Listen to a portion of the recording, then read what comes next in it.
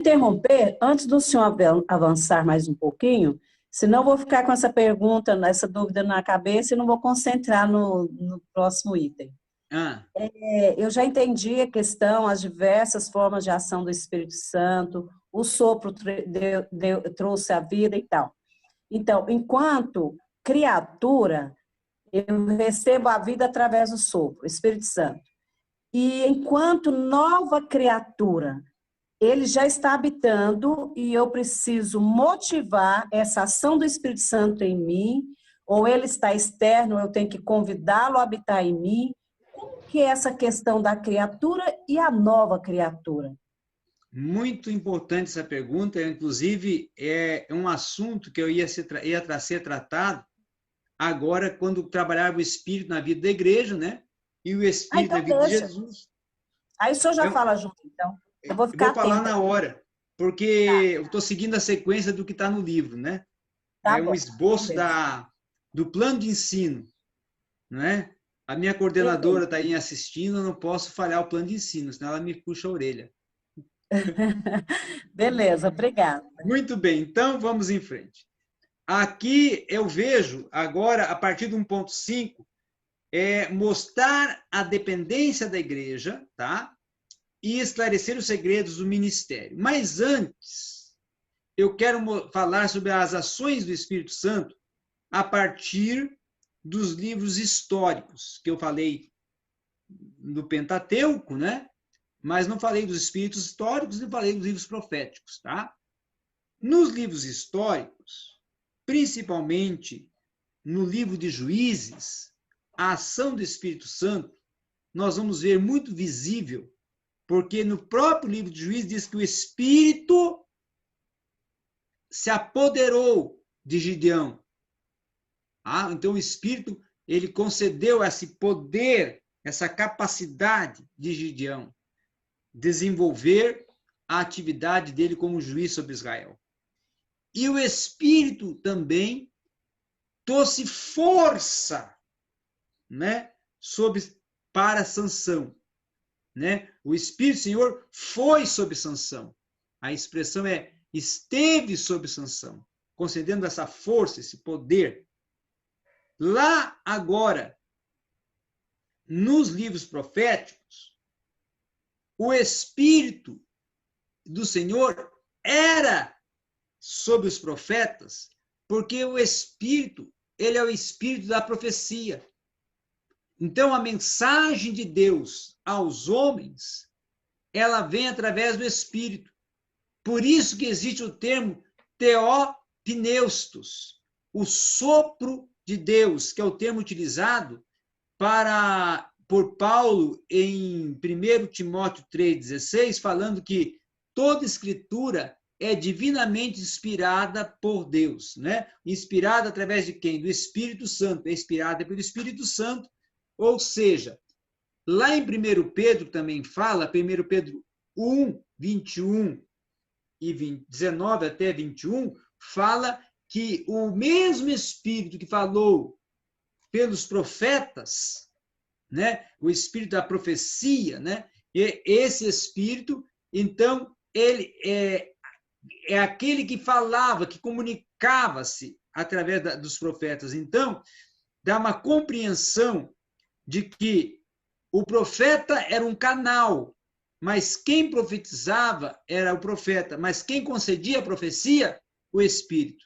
Porque o Espírito estava sobre o profeta para lhe conceder a condição de ser a mensagem vocálica dessa profecia, o transmissor dessa profecia. E quando ele recebia, como receptor da profecia, quem estava transmitindo essa profecia para ele, fazendo essa profecia tornar-se compreensível, inteligível, era o Espírito Santo, revelando a mensagem de Deus para o seu povo, a qual o profeta iria transmitir. Lá agora no Novo Testamento, antes de entrarmos no Novo Testamento, nós temos os 400 anos de silêncio, que é justamente o período interbíblico, o período que Deus fica 4 séculos de silêncio, os 4 séculos do silêncio de Deus, em que Deus não fala ou não se comunica com o povo de Israel. Quando ele volta lá e inicia a nova aliança, ele inicia se comunicando através de João Batista, porque João Batista é aquele que haveria de preparar o caminho, né?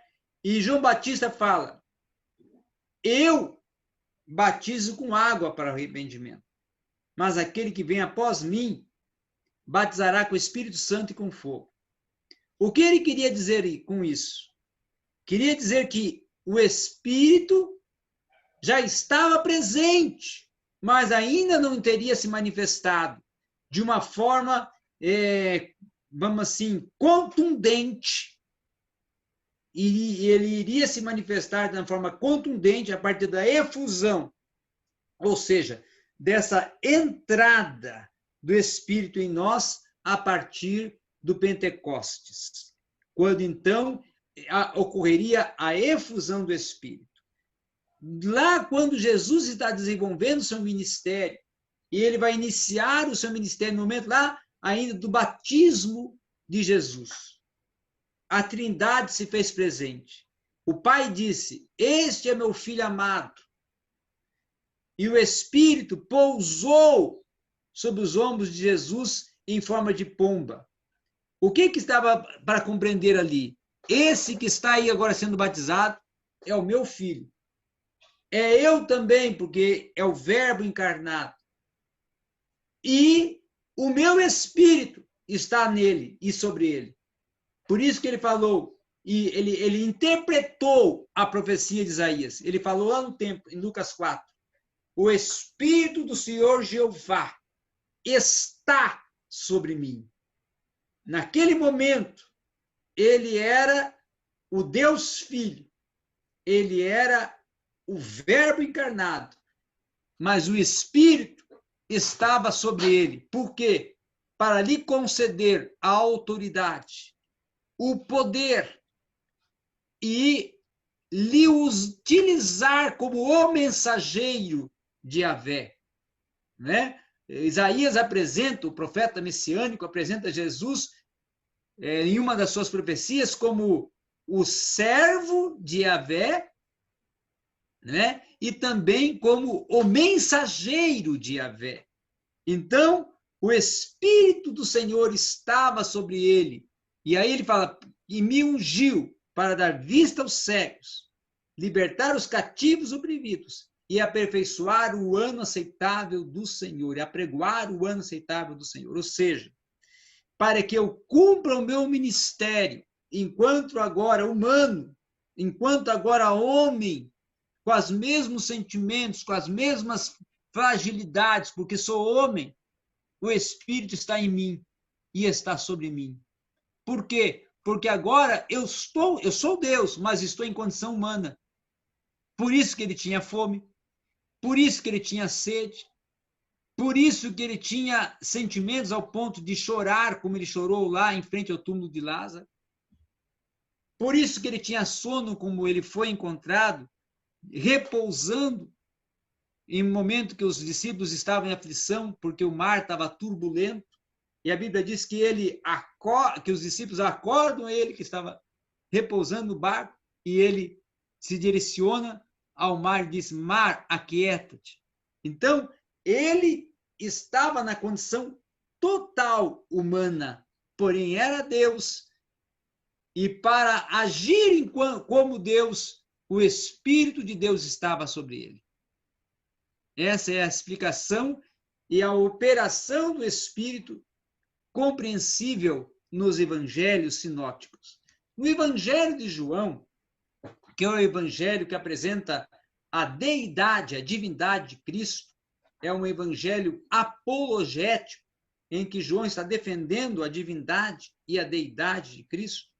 Ali ele é apresentado a sua pessoa e a sua obra. Por isso que ele, em João 14, apresenta ele como o Paracleto, como o Consolador, como aquele que estaria conosco até a consumação. Mas em João 16 é apresentada a sua obra. E ele vos ensinará. Então, ele vai ser o mestre. Porque Cristo era o mestre, o didáscalos mu, mestre por excelência. Agora, Cristo não está mais presente entre nós. Então, quem é o nosso mestre agora? O Espírito. Por isso que ele diz, e ele vos ensinará. Mas ele, além de ensinar, ele também é o guia. E ele vos guiará. Mas ele também vai guiar a quê? A verdade. Porque ele é o próprio Espírito da verdade. Existem os títulos do Espírito, que é uma aula que eu vou dar à frente, que aí vamos aprender que ele também é o Espírito da verdade. Né? Então, e vos guiará a toda a verdade. E ele convencerá o homem do juízo, do pecado, da justiça e do juízo. Do pecado, da justiça e do juízo. Então, essa é a função dele, convencer. Agora, qual é a obra dele na salvação? Vamos agora chegar aí aonde a irmã perguntou. A obra do Espírito na salvação. Primeiro, ele convence o homem do pecado. Ele traz o homem à consciência, ao entendimento da sua condição de pecado, de pecaminosidade, de iniquidade. Ele agora causa no homem o que? A metanoia, o arrependimento. E esse arrependimento é a conscientização e também não só a conscientização, é o reconhecimento que o homem tem, que está na condição de pecador e só pode vencer o pecado através da ação de Deus em sua vida. Então, ele arrepende-se desse pecado. Ele confessa o pecado e arrepende. Mas essa confissão do pecado vem por quê? Porque o Espírito lhe convenceu do pecado. Então, o Espírito convence ele do pecado para que ele confesse o pecado após o arrependimento. E após ele confessar o pecado, agora vem o novo nascimento. E aí, aquilo que Jesus está explicando, a aula que Jesus está dando para Nicodemos. Nicodemos, não é nascer biologicamente, é nascer da água e do Espírito. Porque a água purifica e o Espírito vivifica. Então, agora, você vai ter um novo nascimento, um nascimento espiritual. Você, agora que é matéria é pecaminosidade no sentido de carne, carnal, agora está entrando em você o Espírito que está agindo para ir retirando, ir limpando, ir restaurando, vamos assim, retirando e restaurando e purificando você, para que você agora comece a nascer em uma nova dimensão, a dimensão do Espírito. Agora você vai nascer não da carne, mas do Espírito. Vai nascer na vida espiritual, na vida do processo para alcançar a santificação. Então, agora você está nascendo espiritualmente e após esse nascimento espiritual, o Espírito vai fazer a lavagem regeneradora. Olha que Paulo escreve lá em Tito, dizendo que o Espírito é aquele que faz ocorrer a lavagem regeneradora do Espírito. Então, a regeneração é a mudança de condição. Era pecador, agora estou em condição de salvo.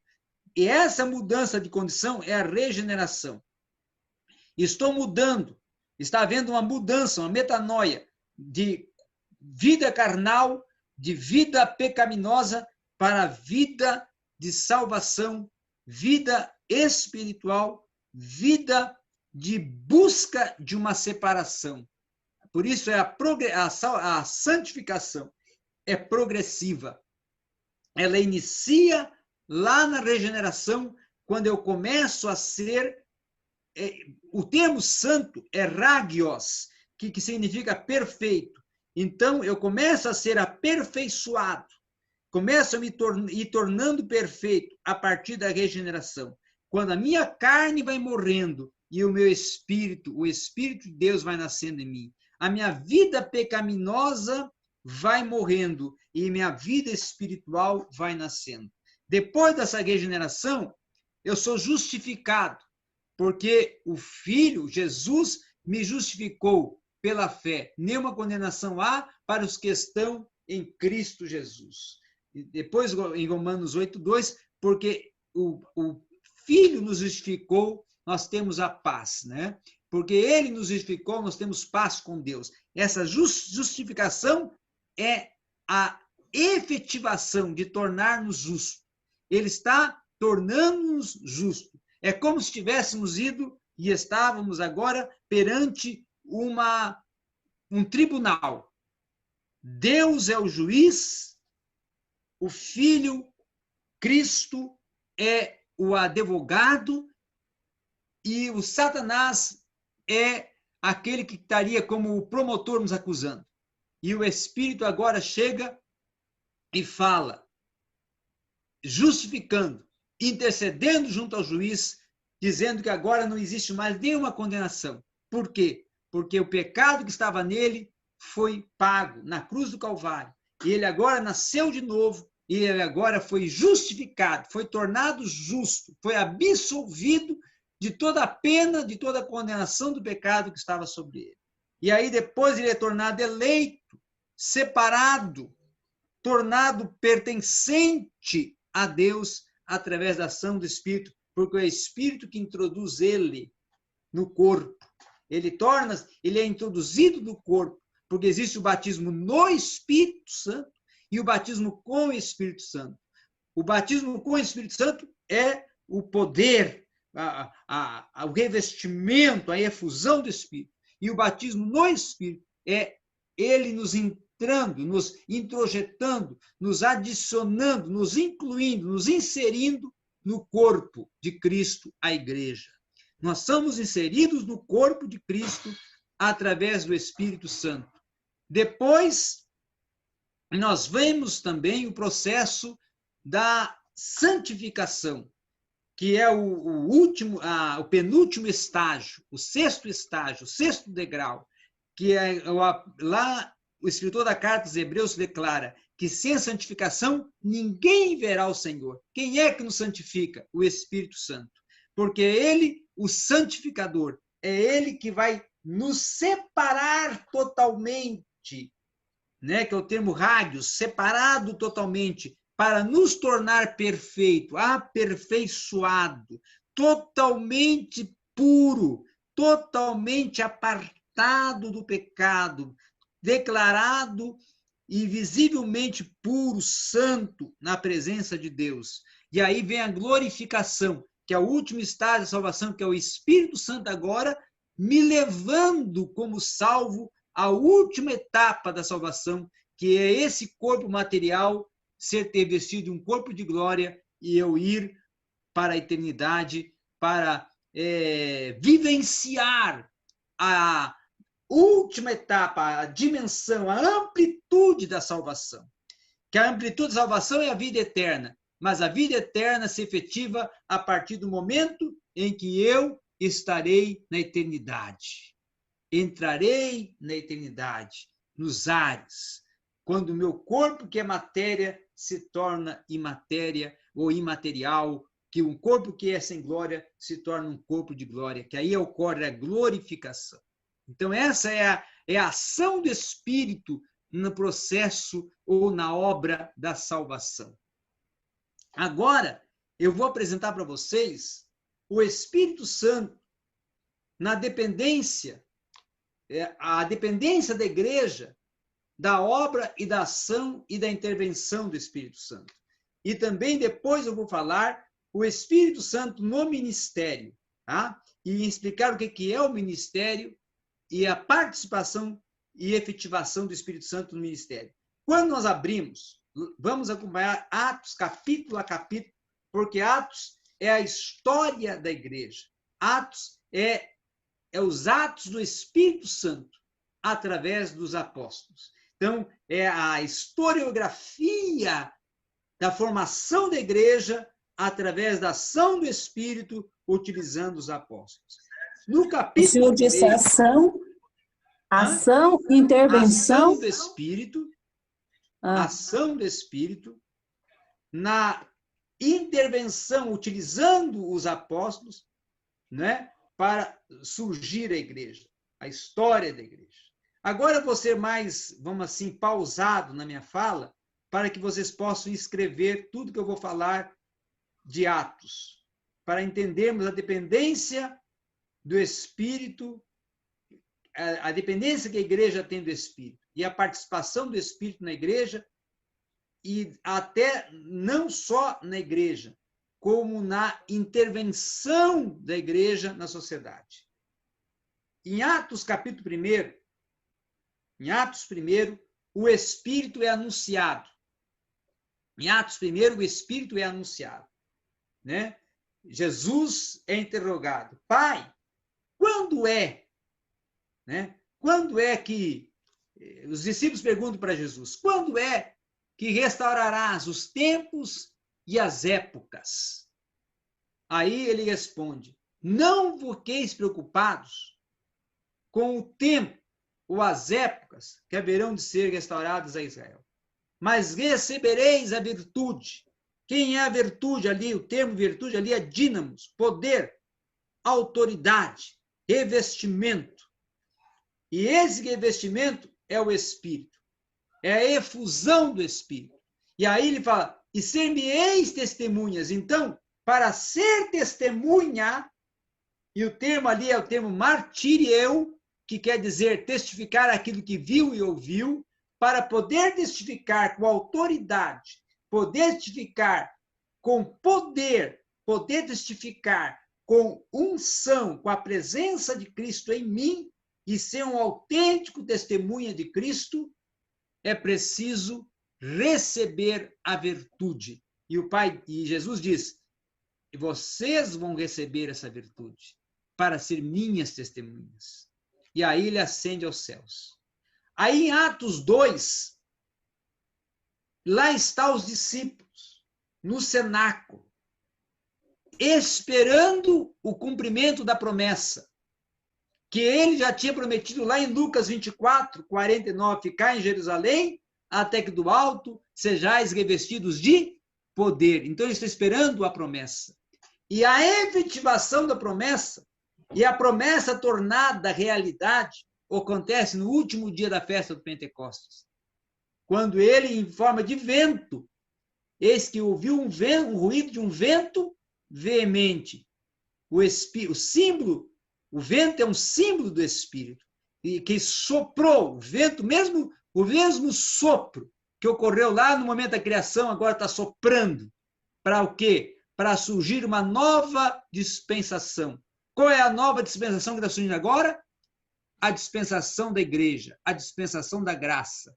Agora está iniciando a dispensação da graça a partir da vinda do Espírito, para cumprir a sua tarefa. Qual a tarefa? Habitar. Por isso que Paulo diz assim: não sabeis vós que vós sois o templo do Espírito Santo? Esse termo templo ali é tabernacular no hebraico, e no grego é skin, que significa o quê? Habitação. Existe um outro termo também no grego para habitação, que é o termo oikos. Então, que é o mesmo utilizado para casa. Então, o Espírito está habitando na nossa vida, nossa casa espiritual, nosso corpo. É Deus entrando em nós, que vai acontecer isso em Atos 2. Atos capítulo 3, o Espírito guia, ele inicia a atividade de guiar. Ele guia Pedro e João. Aonde? Até a porta formosa do templo, que iam todos os dias, mas aquele dia foram com uma missão diferente, que eles nem sabiam a missão que eles estavam indo cumprir, que era o quê? dizer para aquele homem que estava há 38 anos paralítico: nós não temos ouro, nós não temos prata. Mas sabe o que eles tinham? O que eles tinham, alunos? O que eles tinham? Eles não tinham ouro nem prata. Mas o que nós temos, nós te damos. O que eles tinham? O que eles tinham?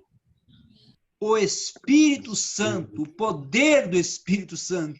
Então, esse poder é que dava a condição para dizer: levanta e anda. Porque eles tinham autoridade. O Espírito Santo concedeu autoridade a partir de Atos 13. Agora vocês têm autoridade para dizer para o paralítico: levanta e anda. Que autoridade é essa? O Espírito que está em vocês. Esse Espírito que esteve em Cristo está em vocês. O mesmo poder que Cristo tinha para operar milagres, agora vocês também têm. E aí eles se apropriaram desse poder e disseram: nós não temos ouro, não temos prata, mas o que nós temos? Poder, a autoridade. Levante e ande. Atos capítulo 4. O Espírito agora lhes utiliza como testemunhas, né? Eles são levados à presença do Sinédrio. E o que eles falam? Nós não podemos deixar de falar aquele que vimos e ouvimos. São presos. Mas a Bíblia diz que em Atos 4:31, eles estavam reunidos, orando em uma casa, orando até pela situação do início da perseguição que estava vindo sobre os apóstolos, porque eram testemunhas autênticas de Cristo. E aí, o que acontece? Estavam todos orando, reunidos, quando moveu-se a casa e todos foram cheios do Espírito Santo. Então, o Espírito moveu sobre aquela casa. Então, ali, em Atos 4, nós vemos o Espírito utilizando os apóstolos como testemunhas para cumprir Atos 1:8 e também movendo. Agora, como ele moveu lá na criação, ele movendo agora a estrutura daquela casa para que todos fossem cheios do Espírito Santo. E também, Atos capítulo 5, o Espírito revelou, olha aí, o Espírito revelou a quem? A Pedro, que Ananias e Safira tinham lhe enganado, referente à entrega do dízimo pela venda da propriedade. Tá? Atos capítulo 6, o Espírito é uma prerrogativa agora. O Espírito agora em Atos 6 é uma prerrogativa. Por quê? Porque os apóstolos estavam cansados, era muita tarefa que cumpriam, e eles se resolvem dedicarem somente à oração e à pregação da palavra. E aí, as prerrogativas que tinham que ter os diáconos, aqueles que serviriam às mesas, aqueles que trabalhariam também na ação social da igreja. Homens de coragem, de fé e cheios do Espírito Santo. Então, era uma prerrogativa para cumprir o serviço do diaconato. Atos capítulo 7, Estevão está cheio do Espírito Santo, prega, falando a verdade do que os judeus tinham feito contra Cristo. Ele é apedrejado, mas antes de morrer, o Espírito revela e mostra para ele: olha aí, ó, olha aí para onde você vai. E ele contempla o Filho à destra do Pai. Atos capítulo 8, o Espírito está em Filipe, porque ele era um homem de fé, ele era um diácono, que tinha um dom de evangelista, então ele era um homem de fé, de coragem e cheio do Espírito Santo. E como o Espírito estava nele, o Espírito usava ele em Samaria, e havia grande alegria em Samaria. E usava ele com o quê? Com curas, milagres, e até as filhas de Filipe profetizavam. Por quê? Porque o espírito de profecia estava sobre elas. Não é? Depois, em Atos 8 ainda, vamos ver que o Espírito fala para Filipe: sai aí agora das cruzadas, sai aí agora do meio do público e vai para o deserto. E o Espírito guiou Filipe para o deserto, e lá ele então encontrou o eunuco, que lia o rolo do profeta Isaías, não compreendia. e o Espírito diz, aproxima-te da carruagem. E ele, então, interpretou o que as escrituras para que o eunuco compreendesse, e agora o eunuco certamente não só foi salvo, mas anunciou essa salvação e essa mensagem de salvação lá na Etiópia, lá no reinado de Cândice. Depois nós vamos ver em Atos 9 que o Espírito agora vai ao encontro de Saulo de Tarso, porque Saulo de Tarso estava saindo da perseguição de Estevão e no caminho para Damasco, Jesus, através daquela luz, se revela para ele e fala com Saulo. Saulo ouve a voz de Cristo. Mas quem vai agir em Saulo? O Espírito. Porque o mesmo Espírito fala com Ananias para que ele fosse à casa aonde estava Saulo. E lá ele chega e fala assim para Saulo, Saulo, irmão Saulo. Não, eu ouvi você falar.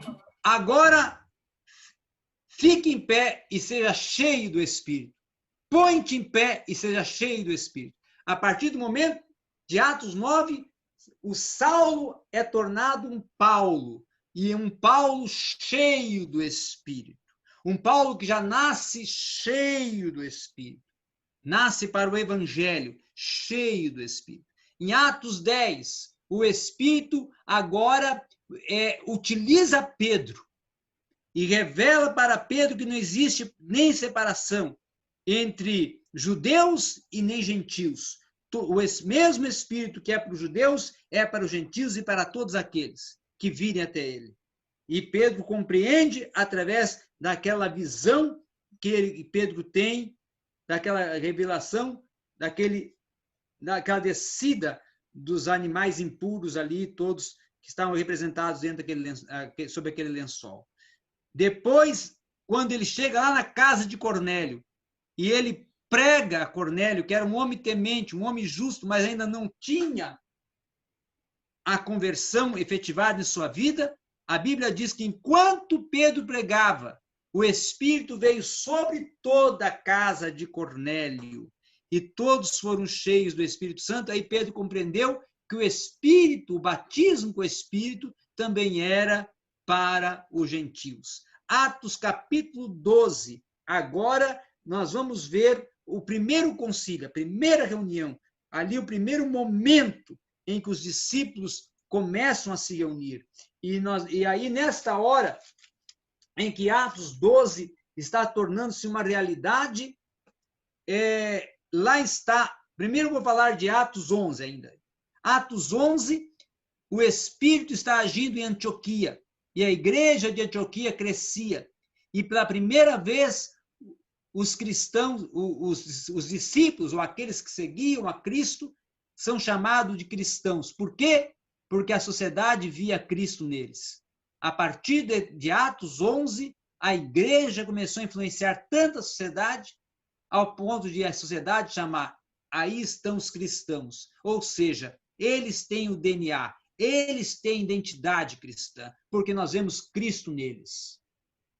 Atos 12, nós vamos ver agora o Espírito não só atuando, intervindo, movimentando em meio à estrutura organizacional da igreja, mas também sendo com Pedro na condução da atividade ministerial. Em Atos 13, ele agora existe a primeira convenção, a primeira reunião, primeiro concílio, né?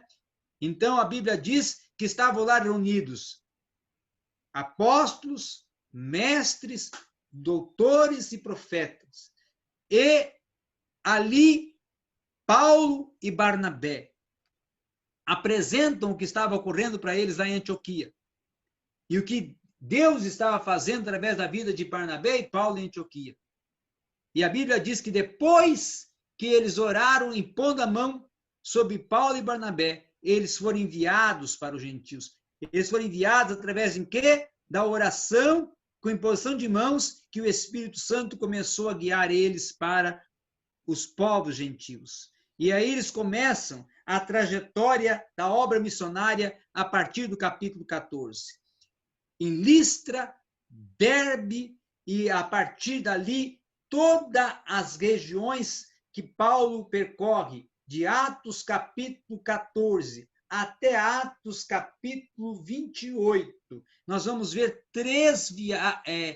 4 viagens missionárias. A primeira viagem missionária é efetuada com Paulo e Barnabé. A segunda viagem missionária, João Marcos está junto. E aí é Paulo, Barnabé e João Marcos. Depois há um desentendimento entre João Marcos, que é o Marcos que escreveu o Evangelho de Marcos, e Marcos volta para Jerusalém. E então e aí os dois, Barnabé e Paulo, se separam. Barnabé prossegue com Marcos na sua continuidade das suas viagens missionárias, e Paulo agora vai ter o adicionamento de Silas. Silas vai participar, então, da terceira viagem missionária para alcançar a Galácia, para alcançar a Filipos, para alcançar a Tessalônica.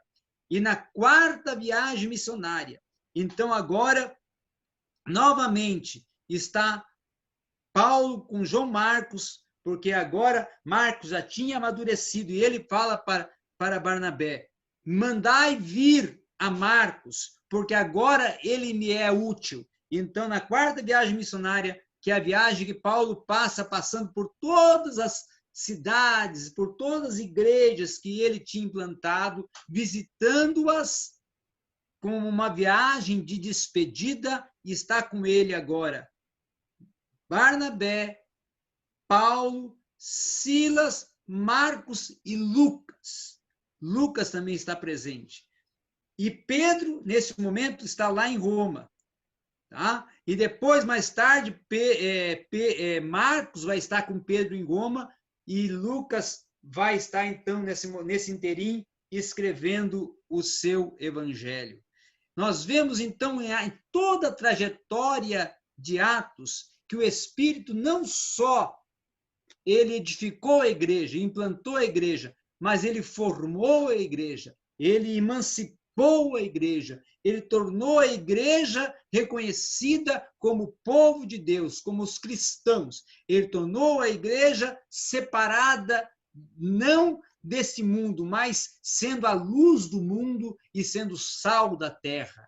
Ele tornou a igreja a testemunha do evangelho. Ele tornou a igreja a representante do evangelho. Ele tornou a igreja a embaixadora do evangelho. Então, o Espírito Santo é a fonte inesgotável, inescrutável da água da vida, que transborda dentro do meu interior. Por isso que lá em João 7, influirão dentre vós rios de água viva. Esse rios de água viva é a presença do Espírito. Então, a presença do Espírito na igreja é a igreja agindo.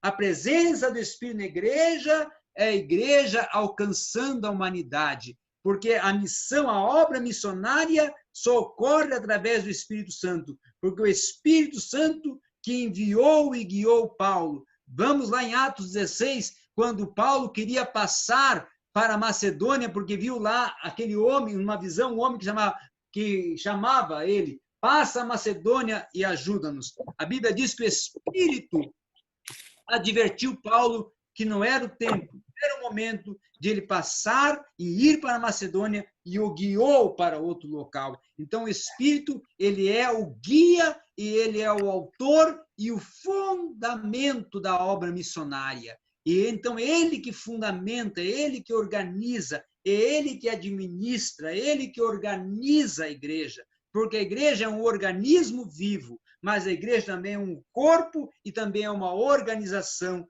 onde o Espírito organizou o organismo e deu a funcionalidade do organismo e tornou esse corpo um corpo ativo que é o corpo de Cristo manifestado na terra através da ação do Espírito Santo que está em nós e está na igreja, porque nós somos a igreja, o corpo de Cristo. Amém? Vale um glória? Aleluia?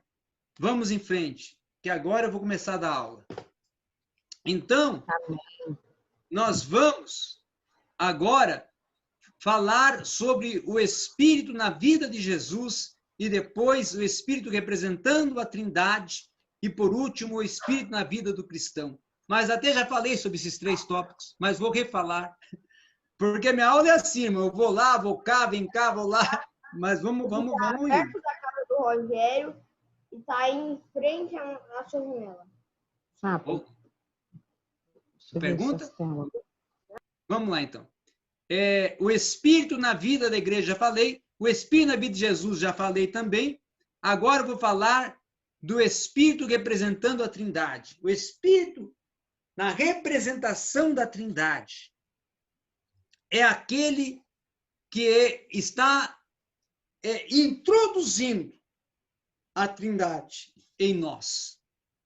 Ele é aquele que faculta a Trindade em nós. É aquele que torna a Trindade compreensível em nós. É como se ele atuasse no nosso cognitivo, fazendo-nos compreender a dimensão da Trindade, falando: olha, eu sou o Pai em vocês. Olha, eu sou o Filho em vocês. E olha, eu sou o Espírito em vocês. Eu sou o Pai porque eu estou convosco. Eu sou o Filho porque eu estou em vós. E eu sou o Espírito porque eu vos guio ao Pai e vos uno em uma íntima e perfeita comunhão com o Filho. Então, o Filho está em vocês através de mim. Por isso que vocês sois templo do Espírito Santo, que seja o mesmo Espírito que estava no Filho está em vós, e agora vocês são templo, habitação de Cristo, através de quem? Do Espírito. Cristo habita em vós, o Emanuel, né? E seu nome será Emanuel, que é Deus conosco. Como que Deus está conosco? Através do Espírito. Ele é o Emanuel da Trindade, o que torna Deus em nós, o que introduz Deus conosco, que faz Deus estar em mim e eu em Deus. A unidade, a união de Deus em mim e eu em Deus é atuada, agida e operada pelo Espírito.